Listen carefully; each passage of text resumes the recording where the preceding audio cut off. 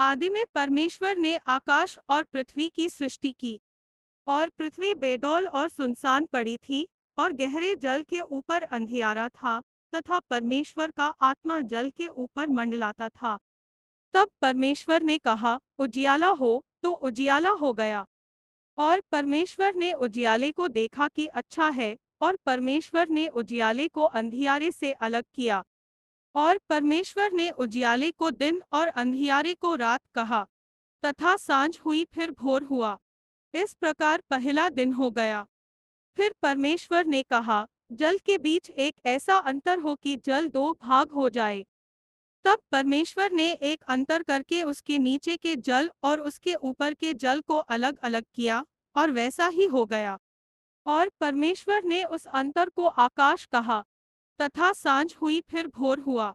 इस प्रकार दूसरा दिन हो गया। फिर परमेश्वर ने कहा, आकाश के नीचे का जल एक स्थान में इकट्ठा हो जाए और सूखी भूमि दिखाई दे, और वैसा ही हो गया। और परमेश्वर ने सूखी भूमि को पृथ्वी कहा, तथा जो जल इकट्ठा हुआ उसको उसने समुद्र कहा। और परमेश्वर ने देखा कि अच्छा है। फिर परमेश्वर ने कहा, पृथ्वी से हरी घास तथा बीज वाले छोटे छोटे पेड़ और फलदायी वृक्ष भी, जिनके बीज उन्हीं में एक एक की जाति के अनुसार होते हैं, पृथ्वी पर उगे, और वैसा ही हो गया। तो पृथ्वी से हरी घास और छोटे छोटे पेड़, जिनमें अपनी अपनी जाति के अनुसार बीज होता है, और फलदायी वृक्ष, जिनके बीज एक एक की जाति के अनुसार उन्हीं में होते हैं, उगे। और परमेश्वर ने देखा कि अच्छा है। तथा सांझ हुई फिर भोर हुआ। इस प्रकार तीसरा दिन हो गया। फिर परमेश्वर ने कहा, दिन को रात से अलग करने के लिए आकाश के अंतर में ज्योतियां हों, और वे चिन्हों और नियत समयों और दिनों और वर्षों के कारण हों। और वे ज्योतियां आकाश के अंतर में पृथ्वी पर प्रकाश देने वाली भी ठहरें, और वैसा ही हो गया। तब परमेश्वर ने दो बड़ी ज्योतियां बनाई, उनमें से बड़ी ज्योति को दिन पर प्रभुता करने के लिए, और छोटी ज्योति को रात पर प्रभुता करने के लिए बनाया, और तारागण को भी बनाया। परमेश्वर ने उनको आकाश के अंतर में इसलिए रखा कि वे पृथ्वी पर प्रकाश दें, तथा दिन और रात पर प्रभुता करें, और उजियाले को अंधियारे से अलग करें। और परमेश्वर ने देखा कि अच्छा है। तथा सांझ हुई फिर भोर हुआ। इस प्रकार चौथा दिन हो गया। फिर परमेश्वर ने कहा, जल जीवित प्राणियों से बहुत ही भर जाए, और पक्षी पृथ्वी के ऊपर आकाश के अंतर में उड़ें। इसलिए परमेश्वर ने जाति जाति के बड़े बड़े जल जंतुओं की और उन सब जीवित प्राणियों की भी सृष्टि की, जो चलते फिरते हैं, जिनसे जल बहुत ही भर गया, और एक एक जाति के उड़ने वाले पक्षियों की भी सृष्टि की। और परमेश्वर ने देखा कि अच्छा है। और परमेश्वर ने यह कह के उनको आशीष दी कि फूलो फलो और समुद्र के जल में भर जाओ, और पक्षी पृथ्वी पर बढ़ें। तथा सांझ हुई फिर भोर हुआ। इस प्रकार पांचवा दिन हो गया। फिर परमेश्वर ने कहा, पृथ्वी से एक एक जाति के जीवित प्राणी, अर्थात घरेलू पशु और रेंगने वाले जंतु, और पृथ्वी के वनपशु जाति जाति के अनुसार उत्पन्न हो, और वैसा ही हो गया। सो परमेश्वर ने पृथ्वी के जाति जाति के वन पशुओं को, और जाति जाति के घरेलू पशुओं को, और जाति जाति के भूमि पर सब रेंगने वाले जंतुओं को बनाया। और परमेश्वर ने देखा कि अच्छा है। फिर परमेश्वर ने कहा, हम मनुष्य को अपने स्वरूप के अनुसार अपनी समानता में बनाएं, और वे समुद्र की मछलियों और आकाश के पक्षियों और घरेलू पशुओं और सारी पृथ्वी पर और सब रेंगने वाले जंतुओं पर, जो पृथ्वी पर रेंगते हैं, अधिकार रखें। तब परमेश्वर ने मनुष्य को अपने स्वरूप के अनुसार उत्पन्न किया। अपने ही स्वरूप के अनुसार परमेश्वर ने उसको उत्पन्न किया, नर और नारी करके उसने मनुष्यों की सृष्टि की। और परमेश्वर ने उनको आशीष दी, और उनसे कहा, फूलो फलो और पृथ्वी में भर जाओ, और उसको अपने वश में कर लो, और समुद्र की मछलियों तथा आकाश के पक्षियों और पृथ्वी पर रेंगने वाले सब जंतुओं पर अधिकार रखो। फिर परमेश्वर ने उनसे कहा, सुनो, जितने बीज वाले छोटे छोटे पेड़ सारी पृथ्वी के ऊपर है, और जितने वृक्षों में बीज वाले फल होते हैं, वे सब मैंने तुमको दिए हैं, वे तुम्हारे भोजन के लिए हैं। और जितने पृथ्वी के पशु और आकाश के पक्षी और पृथ्वी पर रेंगने वाले जंतु हैं, जिनमें जीवन के प्राण है, उन सब के खाने के लिए मैंने सब हरे हरे छोटे पेड़ दिए हैं। और वैसा ही हो गया। तब परमेश्वर ने जो कुछ बनाया था, सबको देखा, तो क्या देखा कि वह बहुत ही अच्छा है। तथा सांझ हुई फिर भोर हुआ। इस प्रकार छठवां दिन हो गया। यो आकाश और पृथ्वी और उनकी सारी सेना का बनाना समाप्त हो गया। और परमेश्वर ने अपना काम जिसे वह करता था सातवें दिन समाप्त किया। और उसने अपने किए हुए सारे काम से सातवें दिन विश्राम किया।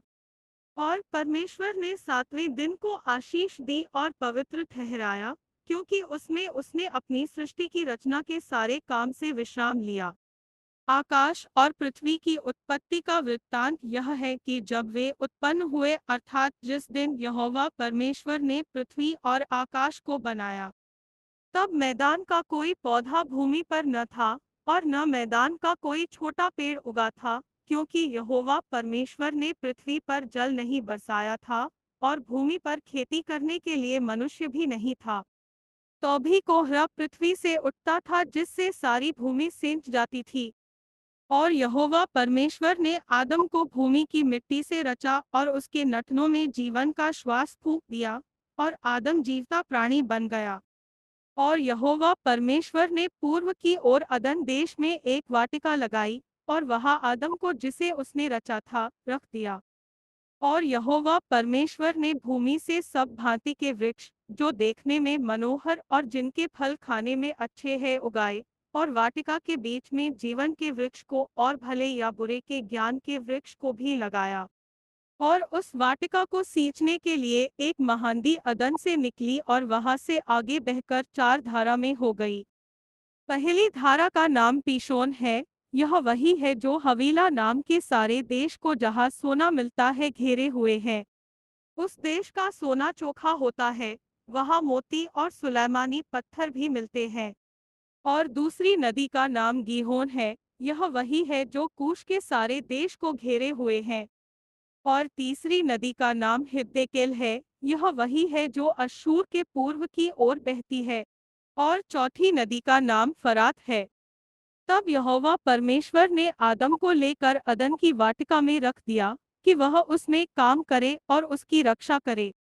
तब यहोवा परमेश्वर ने आदम को यह आज्ञा दी कि तू वाटिका के सब वृक्षों का फल बिना खटके खा सकता है, पर भले या बुरे के ज्ञान का जो वृक्ष है, उसका फल तू कभी न खाना, क्योंकि जिस दिन तू उसका फल खाए उसी दिन अवश्य मर जाएगा। फिर यहोवा परमेश्वर ने कहा, आदम का अकेला रहना अच्छा नहीं, मैं उसके लिए एक ऐसा सहायक बनाऊंगा जो उससे मेल खाए। और यहोवा परमेश्वर भूमि में से सब जाति के बनेले पशुओं और आकाश के सब भांति के पक्षियों को रचकर आदम के पास ले आया, कि देखें कि वह उनका क्या क्या नाम रखता है। और जिस जिस जीवित प्राणी का जो जो नाम आदम ने रखा, वही उसका नाम हो गया। सो आदम ने सब जाति के घरेलू पशुओं और आकाश के पक्षियों और सब जाति के बनेले पशुओं के नाम रखे, परंतु आदम के लिए कोई ऐसा सहायक न मिला जो उससे मेल खा सके। तब यहोवा परमेश्वर ने आदम को भारी नींद में डाल दिया, और जब वह सो गया, तब उसने उसकी एक पसली निकालकर उसकी संती मांस भर दिया। और यहोवा परमेश्वर ने उस पसली को जो उसने आदम में से निकाली थी, स्त्री बना दिया, और उसको आदम के पास ले आया। और आदम ने कहा, अब यह मेरी हड्डियों में की हड्डी और मेरे मांस में का मांस है, सो इसका नाम नारी होगा, क्योंकि यह नर में से निकाली गई है। इस कारण पुरुष अपने माता पिता को छोड़कर अपनी पत्नी से मिला रहेगा, और वे एक तन बने रहेंगे। और आदम और उसकी पत्नी दोनों नंगे थे, पर लजाते न थे। यहोवा परमेश्वर ने जितने बनेले पशु बनाए थे, उन सब में सर्प भूत था। और उसने स्त्री से कहा, क्या सच है कि परमेश्वर ने कहा कि तुम इस वाटिका के किसी वृक्ष का फल न खाना? स्त्री ने सर्प से कहा, इस वाटिका के वृक्षों के फल हम खा सकते हैं, पर जो वृक्ष वाटिका के बीच में है, उसके फल के विषय में परमेश्वर ने कहा है कि न तो तुम उसको खाना और न उसको छूना, नहीं तो मर जाओगे। तब सर्प ने स्त्री से कहा, तुम निश्चय न मरोगे। वरन परमेश्वर आप जानता है कि जिस दिन तुम उसका फल खाओगे उसी दिन तुम्हारी आंखें खुल जाएंगी और तुम भले बुरे का ज्ञान पाकर परमेश्वर के तुल्य हो जाओगे। सो जब स्त्री ने देखा कि उस वृक्ष का फल खाने में अच्छा और देखने में मनभाव और बुद्धि देने के लिए चाहने योग्य भी है, तब उसने उसमें से तोड़कर खाया और अपने पति को भी दिया और उसने भी खाया। तब उन दोनों की आंखें खुल गई और उनको मालूम हुआ कि वे नंगे हैं। सो उन्होंने अंजीर के पत्ते जोड़ जोड़ कर लंगोट बना लिए। तब यहोवा परमेश्वर जो दिन के ठंडे समय वाटिका में फिरता था उसका शब्द उनको सुनाई दिया। तब आदम और उसकी पत्नी वाटिका के वृक्षों के बीच यहोवा परमेश्वर से छिप गए। तब यहोवा परमेश्वर ने पुकार कर आदम से पूछा, तू कहाँ है?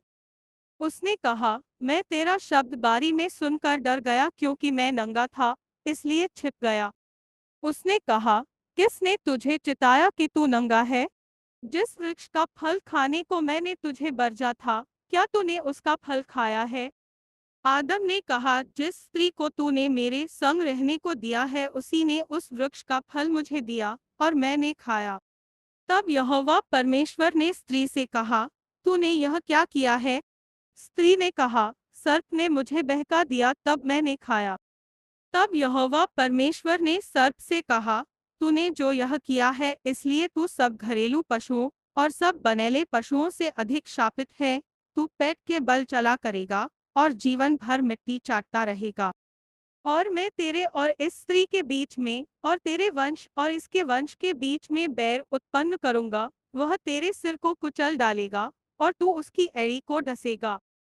फिर स्त्री से उसने कहा, मैं तेरी पीड़ा और तेरे गर्भवती होने के दुख को बहुत बढ़ाऊंगा। तू पीड़ित होकर बालक उत्पन्न करेगी और तेरी लालसा तेरे पति की ओर होगी और वह तुझ पर प्रभुता करेगा।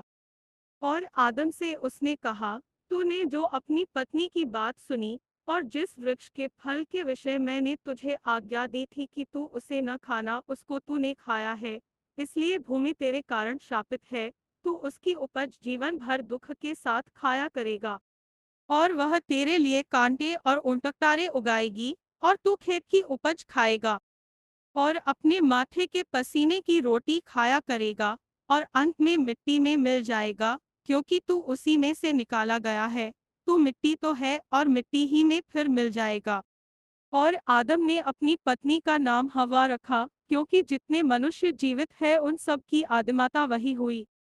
और यहोवा परमेश्वर ने आदम और उसकी पत्नी के लिए चमड़े के अंगरखे बनाकर उनको पहना दिए। फिर यहोवा परमेश्वर ने कहा, मनुष्य भले बुरे का ज्ञान पाकर हम में से एक के समान हो गया है, इसलिए अब ऐसा न हो कि वह हाथ बढ़ाकर जीवन के वृक्ष का फल भी तोड़ के खा ले और सदा जीवित रहे। तब यहोवा परमेश्वर ने उसको अदन की वाटिका में से निकाल दिया कि वह उस भूमि पर खेती करे जिसमें से वह बनाया गया था। इसलिए आदम को उसने निकाल दिया और जीवन के वृक्ष के मार्ग का पहरा देने के लिए अदन की वाटिका के पूर्व की ओर करूबों को और चारों ओर घूमने वाली ज्वालामय तलवार को भी नियुक्त कर दिया।